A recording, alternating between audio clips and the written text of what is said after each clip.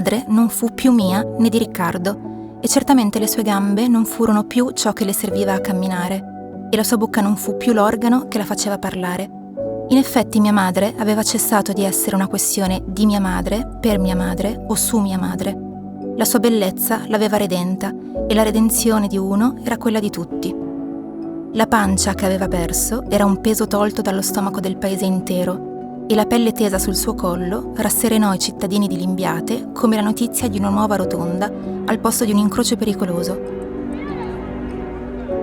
A fine maggio, sul sagrato della chiesa, il sindaco aveva inaugurato mia madre con un brindisi e il taglio del nastro, una cerimonia con tutti i crismi, musica dal vivo, luci e sedie, un drappo intorno a quel corpo nuovo, un evento sponsorizzato dalle rubinetterie Brioschi come parte del progetto di sviluppo industriale voluto fortemente dalla giunta comunale, e ci furono tanto di inviati del cittadino, il quotidiano più letto della zona, che all'evento avrebbero dedicato un trafiletto a pagina 6, sottolineando l'emozione dei partecipanti quando Riccardo era salito sul palco per consegnare alla sua mamma il mazzo di rose rosse offerto dalle catechiste del sabato. Era stato il parroco a tenere il discorso più appassionato.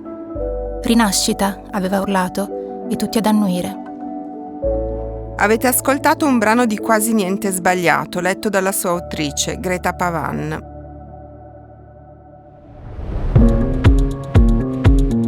Sono Silvia Nuccini e questo è Voce ai Libri, un podcast prodotto da Cora Media in collaborazione con Intesa San Paolo On Air.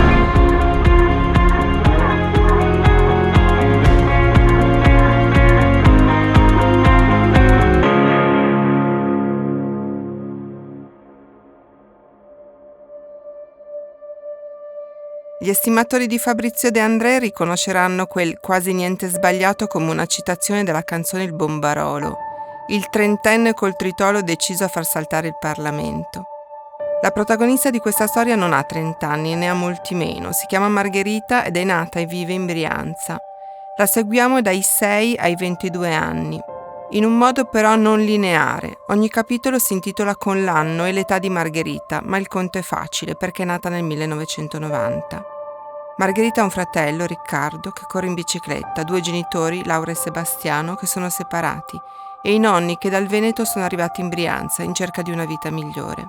Ecco, la vita migliore, un desiderio che ha mosso i nonni di Margherita, che l'hanno ottenuta attraverso il lavoro, ma che poi, di generazione in generazione, questa vita migliore è diventata una specie di idea disperata, senza nessun sogno e senza nessuna felicità dentro. Che cos'è la vita migliore per i personaggi del tuo romanzo? Per i personaggi del mio romanzo non c'è una vita migliore, nel senso che non viene concepita neanche la necessità di aspirare a una vita migliore. I personaggi del mio romanzo sono come i pesci di David Foster Wallace in Questa è l'acqua, quando viene loro chiesto com'è l'acqua e loro si guardano e si chiedono ma che cos'è l'acqua.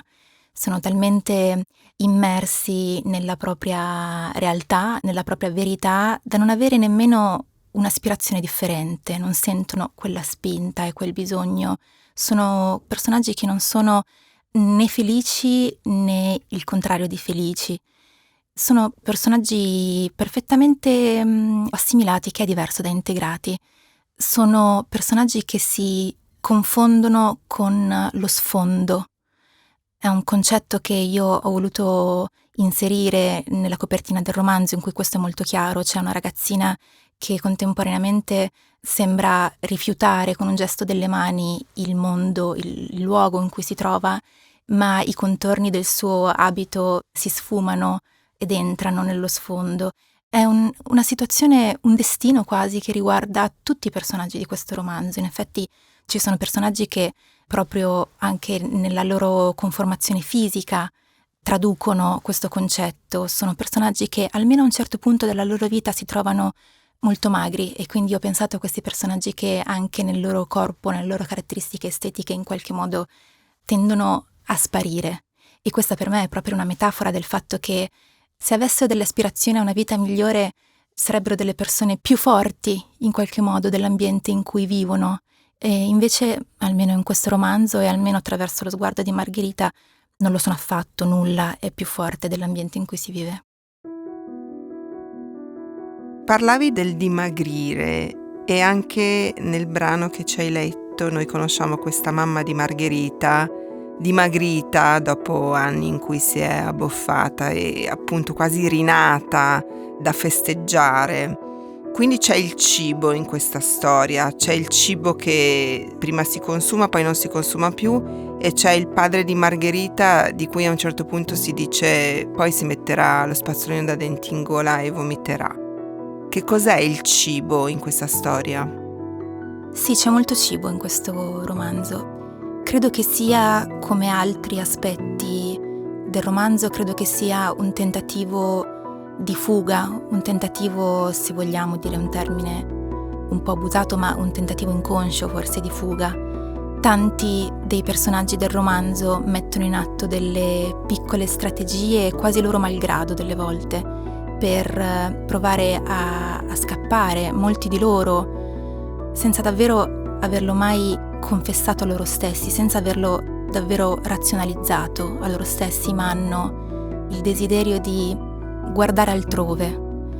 Io penso che il cibo per questi personaggi sia questo, sia un tentativo fallimentare, come dimostra il fatto che il padre di Margherita poi rifiuti questo cibo, un tentativo fallimentare di essere altro anche, in parte di obnubilare i propri sensi, e anche in alcuni casi, come in quello che citavi della madre di Margherita, è anche un veicolo di aspettative sociali, il cibo. Perciò io ho pensato a questa madre molto bella, o quantomeno una madre su cui viene riversata un'aspettativa di grande bellezza, e ho pensato al suo dimagrimento, quindi all'apice della sua bellezza per come tradizionalmente e socialmente intesa, quindi una bellezza che passa attraverso un corpo non sano ma magro, che sono due cose molto diverse.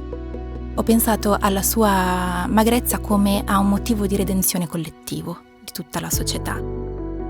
C'è una specie di sollievo in tante persone quando una donna viene considerata bella, soprattutto quando una donna magari non lo era e a un certo punto della sua vita comincia a rispettare, a soddisfare quell'aspettativa.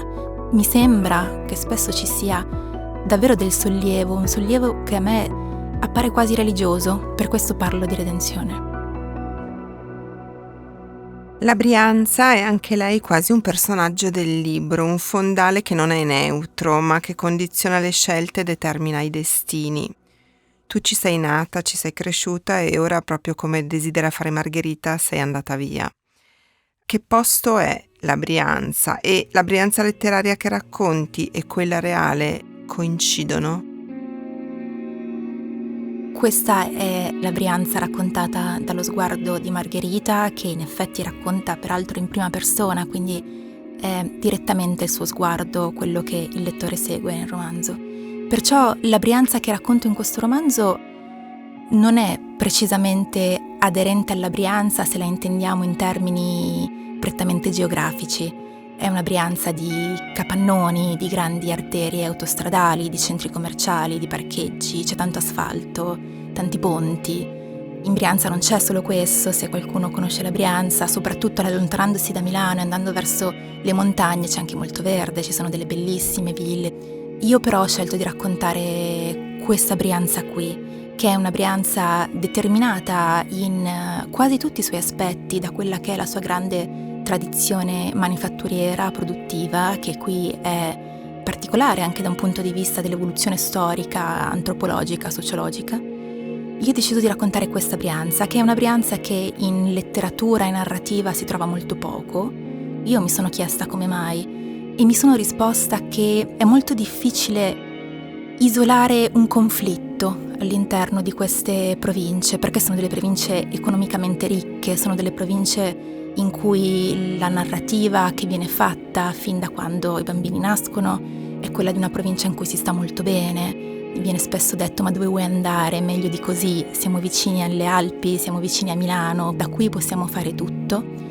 E io credo che uno scrittore abbia bisogno di partire da un conflitto, da qualcosa contro cui misurarsi, e quindi io penso che questa apparente mancanza di qualcosa contro cui misurarsi sia il motivo per cui si parla, soprattutto oggi nella narrativa contemporanea, di Brianza. Detto questo, c'è qualcuno invece di molto molto noto che se ne è occupato, che è Gadda, che della Brianza lui l'ha raccontata nella cognizione del dolore, dietro una grande metafora, non la nomina forse mai, ma è la Brianza di cui parla, con i suoi termini spesso sarcastici che cercano di tirare fuori il grottesco di ciò che raccontano. Ecco, lui della Brianza a un certo punto dirà: è un tetro inferno. Quindi non è una brutta Brianza che ha inventato lo sguardo di Margherita, di certo. Ogni capitolo, ogni tappa della vita di Margherita racconta una piccola forma di violenza, soprattutto legata al sopruso e quindi all'esercizio del potere. Tanto più odioso perché arriva quasi sempre inaspettato, un datore di lavoro apparentemente gentile, la maestra che tira violentemente una coda di cavallo a una bambina, un collega che prende dei soldi da un uomo disperato. Che cos'è il potere nel tuo romanzo? Il potere è la logica attraverso cui si costruiscono le identità in questo romanzo. Il lavoro è uno dei temi centrali nel romanzo e il lavoro, nella mia prospettiva, è il luogo del potere, e questo non dipende né dal livello gerarchico, diciamo così, all'interno del luogo di lavoro, né dal tipo di lavoro che viene svolto. È qualcosa che riguarda in questo romanzo anche dei lavori artigianali, anche la microimprenditoria, ma delle dinamiche di potere esistono sempre e in questo romanzo, nell'esperienza di Margherita, il lavoro è il luogo in cui il potere si esperisce, sia che si riceva il potere degli altri, sia che si provi in qualche modo a imporlo sugli altri. La Brianza è stata anche la terra in cui la Lega ha trovato un grande seguito, un seguito prima che politico-culturale.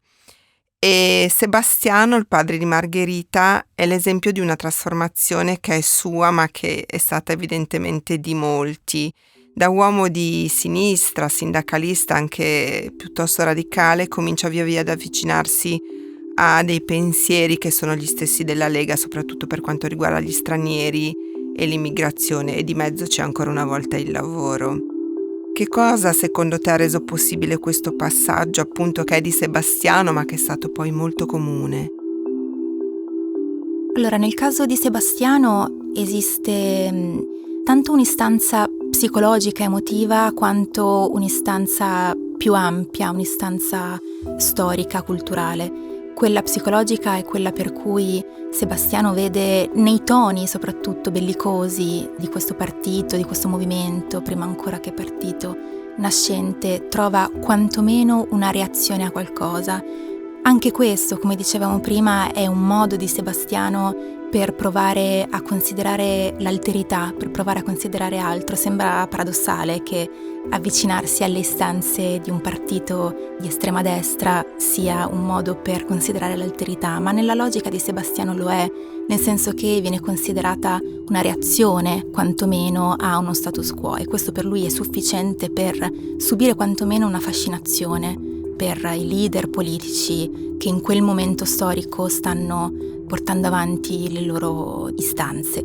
C'è poi un fattore storico-culturale che riguarda questa zona dell'Italia, nel senso che la Brianza, anche per le caratteristiche di tradizione manifatturiera che dicevamo prima, è una zona in cui la sinistra ha fatto fatica a farsi sentire, ad arrivare vicino alle persone, incontrando invece dall'altra parte l'importanza che ha avuto la democrazia cristiana. Infatti, per esempio, nel capitolo dedicato a Sebastiano, lui nomina il fatto che uno dei tentativi di sciopero che sono stati fatti all'interno della sua azienda sia stato interrotto dall'intervento del parroco. Questo è qualcosa che poteva succedere a un certo punto in Brianza. Perciò, per questi motivi, un movimento operaio di sinistra molto forte in Brianza non ha mai veramente preso molta forza. Il personaggio più spregevole di tutto il romanzo è lo zio di Margherita, Paolo, detto Lot, figlio di un piccolo imprenditore, quindi con dei soldi che neanche ha fatto lui. È una specie di concentrato di ignoranza, maschilismo e razzismo. I capitoli in cui compare lui, in modo più esteso, sono scritti in un modo diverso, come se fossero una sceneggiatura teatrale. Come mai? Lotto è un personaggio che sicuramente attira l'attenzione in questo romanzo, poi io non so se lo definirei spregevole, nel senso che al pari degli altri personaggi di questo romanzo, lui è un po' il frutto dell'ambiente in cui è immerso. Chissà quanta scelta effettivamente lui e gli altri personaggi hanno avuto di essere diversi da così. Questo non è un tentativo naturalmente di relativizzare tutto, e però è una delle domande che sta alla base di questo romanzo. E nel suo essere, come tu lo hai descritto, lui solleva anche delle questioni che sono complesse da gestire. Il primo capitolo in cui compare questo personaggio è il primo dei 2 atti drammaturgici che ci sono nel romanzo. Questo non dipende tanto dalla presenza di questo personaggio quanto dal fatto che questo personaggio entra in scena in una dinamica familiare intorno a un tavolo intorno al quale i familiari di Margherita stanno pranzando, stessa dinamica che ci sarà poi nel secondo atto drammaturgico. Il teatro è importante in questo romanzo, come già si intuisce dall'esergo. Prima citavi l'esergo relativo a De André, esiste anche l'esergo relativo a Irving Goffman, che è un sociologo che ha scritto nel Novecento un testo che si chiama La vita quotidiana come rappresentazione, in cui lui è andato a determinare tutte le dinamiche quotidiane di interazione tra le persone, anche dinamiche molto banali, in maniera piuttosto ossessiva. È andato a riconoscere i motivi e le logiche per cui, secondo lui, ognuna di queste interazioni sarebbe una drammaturgia. Margherita ha 2 sogni, fare la giornalista e andare a vivere a Milano, ma nel frattempo fa di tutto, dalla venditrice porta a porta di forniture elettriche alla parrucchiera, alla segretaria di un'agenzia immobiliare. E in ogni lavoro c'è una delusione e un imbroglio. Sì, appunto, il lavoro è uno dei temi principali in questo romanzo. È facile fare in modo che il lavoro diventi uno dei temi principali in un romanzo ambientato in Brianza, in cui appunto esiste una sorta di religione del lavoro, che in questo romanzo diventa però anche più in generale una religione della performance, perché delle volte nel romanzo vengono raccontate religioni appunto che non hanno solo a che fare col lavoro, come per esempio nel caso di Riccardo, il fratello di Margherita, che è raccontato durante una performance sportiva. Probabilmente la religione vera è quella di arrivare sempre per primi, in un campo o nell'altro, in un modo o nell'altro. Prima abbiamo detto la bellezza della madre, anche in quel caso è una questione di arrivare primi, di essere meglio degli altri. Margherita ha un approccio ambiguo a questa religione del lavoro, nel senso che naturalmente lei sente una spinta verso un tentativo di appartenenza a questa logica, a questi valori. Poi però le esperienze lavorative che fa cominciano a farla dubitare della solidità di questa retorica che c'è intorno al lavoro. Il lavoro è salvezza, il lavoro è realizzazione, e lei comincia a pensare che in verità il lavoro sia il luogo di maggiore solitudine che possa esistere. E quindi questa spinta all'appartenenza diventa contemporaneamente anche una spinta alla fuga, e questo conflitto tra queste 2 spinte così diverse la porterà verso una scissione. L'ultimo capitolo, tuttavia, è ambientato a Milano e in una redazione. Senza raccontare che cosa succede, ti chiedo, poteva andare diversamente?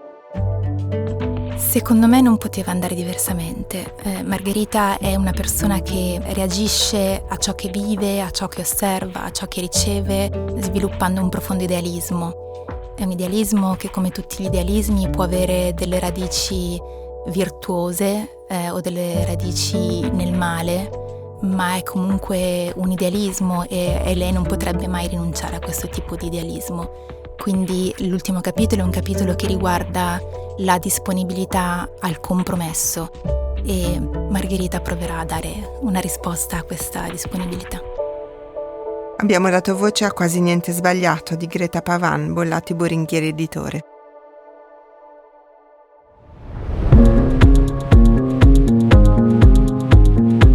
Voce ai libri è un podcast di Cora News, prodotto da Cora Media, in collaborazione con Intesa San Paolo On Air. È scritto da Silvia Nuccini.